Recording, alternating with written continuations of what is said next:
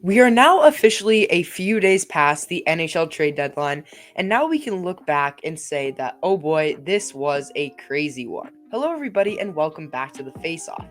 As you can tell by the title and the thumbnail in this video, we are going to be giving you guys our top 3 winners of the NHL trade deadline. Now, also, we're not really just talking about the trade deadline, we're talking about the trade deadline season. So this dates back all the way to late January. So without further ado, let's get started on our first team on this list. By no means are they in any order. The first team on our list is the Colorado Avalanche. Now, immediately when you look at this thing, you see so many ins and outs. This team has gone under significant change in the last few months. Obviously, your eye immediately goes to Mikko Rantanen, and when they made that deal, everybody was like, "What are they doing?" They got Marty Necas and Jack Drury, who've been very good for them, but Rantanen's situation also spiraled, which we'll talk about in a bit. And this just ended up being an unbelievable trade for Colorado.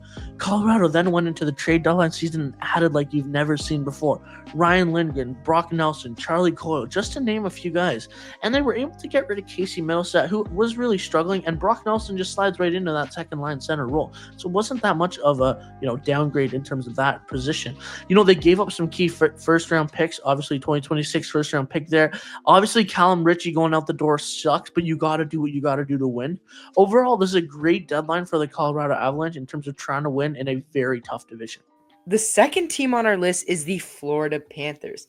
Oh boy, did the Florida Panthers add like we've never seen before, having one of the best trade deadlines in recent NHL history. So, to start, a few days before the deadline, they acquired defenseman Seth Jones. Now, they gave up a lot in Spencer Knight and a first and so forth, but getting a guy like Seth Jones, especially now that we know that Aaron Ekblad has been suspended 20 games for violating the NHL's drug policy, you wonder if Florida knew that in advance and went after Seth Jones now.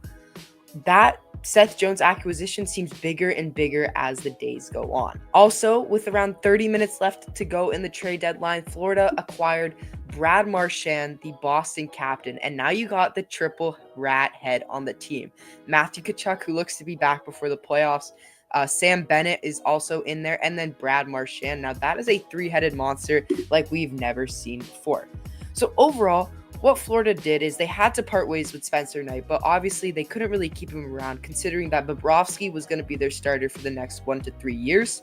So giving up a guy like Spencer Knight to go out and get another guy like Seth Jones, and obviously when you have Matthew Tkachuk on the LTIR, that opens a lot of cap space. They kind of pulled the Vegas move, and that's how they got Marchand as well. So overall, Florida made a couple great trades, getting a couple big players and some superstars, and now they look to contend and make a deep playoff run.